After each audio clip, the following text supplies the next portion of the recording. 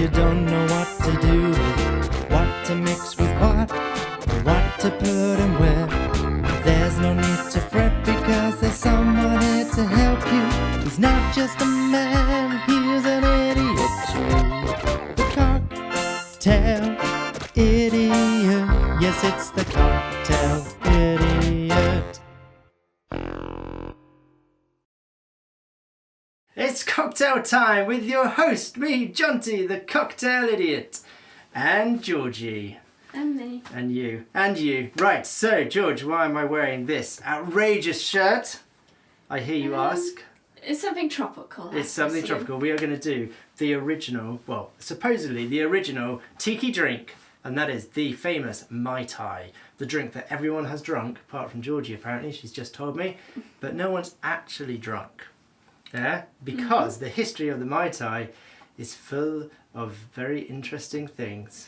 Go on then, look at your notes. Oh, no, I'm going to do this all from heart. Okay. So, the Mai Tai came about supposedly in 1944 in the Trader Vic bar.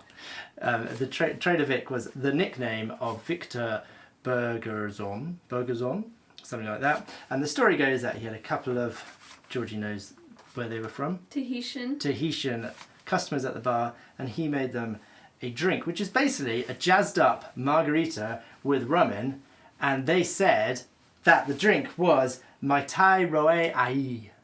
Hey, how's that? Very good. Very good, very good. But it is very good. And that means, it means out of this world, is what the phrase means. Okay. So, the drink then became Mai Tai. The problem with the Mai Tai is that it was made originally with Wray Nephew 17 rum, which now is the most sought after rum in existence.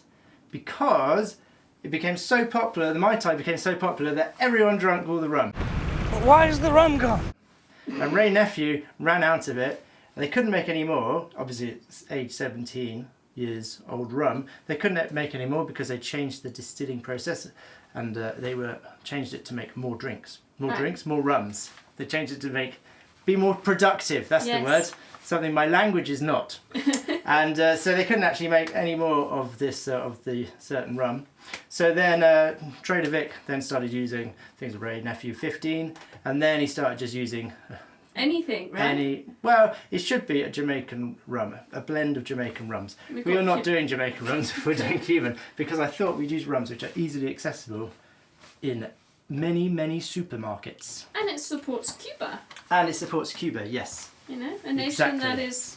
I had an itchy foot, by the way, that's why I suddenly did something weird. Right, lovely. I think that's the history of the Mai Tai, pretty much. Shall we crack on with the Mai Tai? Right, so we are going to use... You want to use a dark blended rum. I'm using this one.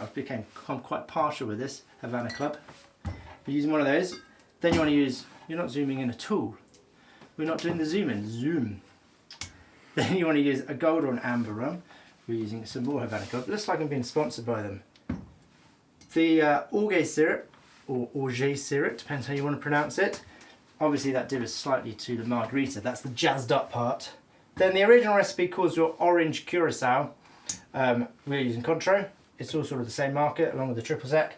Triple sec probably too sweet, so don't use that. Although this technically is a triple sec, but let's not go down that road. What's this, George? Sugar syrup, simple syrup, and then the most important thing, the fresh lime. Fresh lime. Fresh lime. Right, that is what you need. Next process is what you do. So, we're going to do 25 ml of each of our rums. If you're just using one rum, then use 50 ml. Right. Simple maths. So the good thing about the Mai Tai is because you can't have the original, is that you can never make it wrong. But the sad thing is you can never make it right. Well, you can make your own 17-year-old rum. There are versions when I've found recipes where like they say 2 rums paired together taste quite similar to it. So you can do that research if you fancy it. But maybe not. Up to you. Right, I'm going to use a bar spoon for this. Because your Orgeat syrup, you want to use 10 ml. So it's about 2 bar spoons. I say about 2. That's complete guesswork. Looks like cowpole.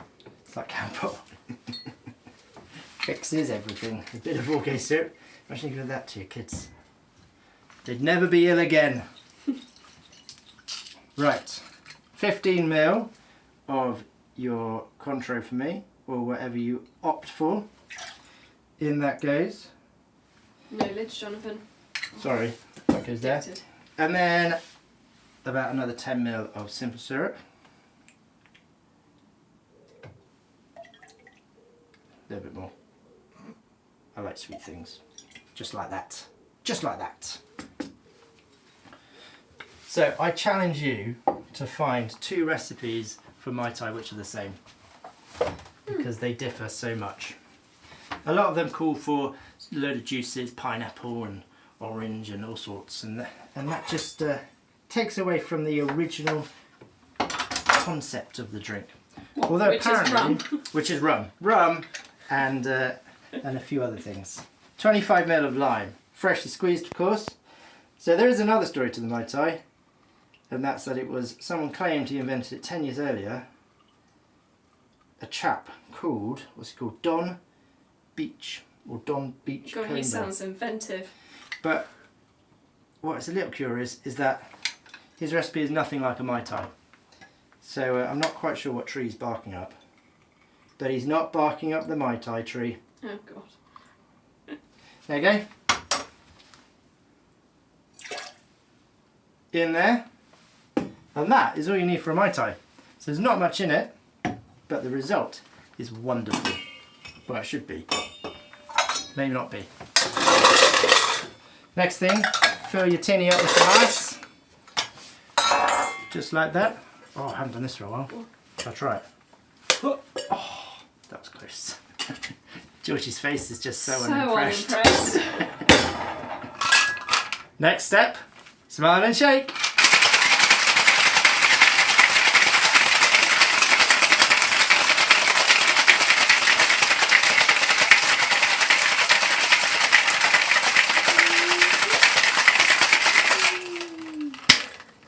Sprayed myself in the face when I hit that.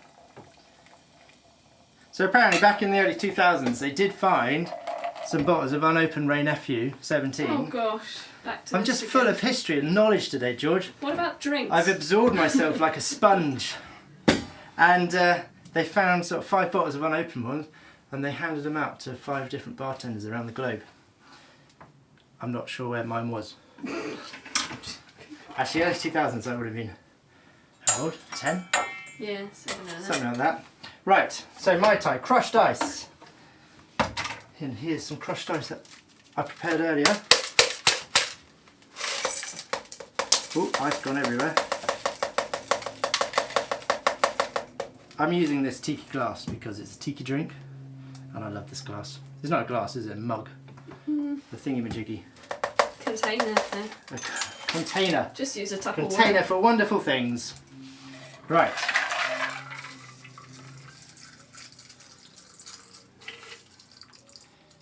In that goes.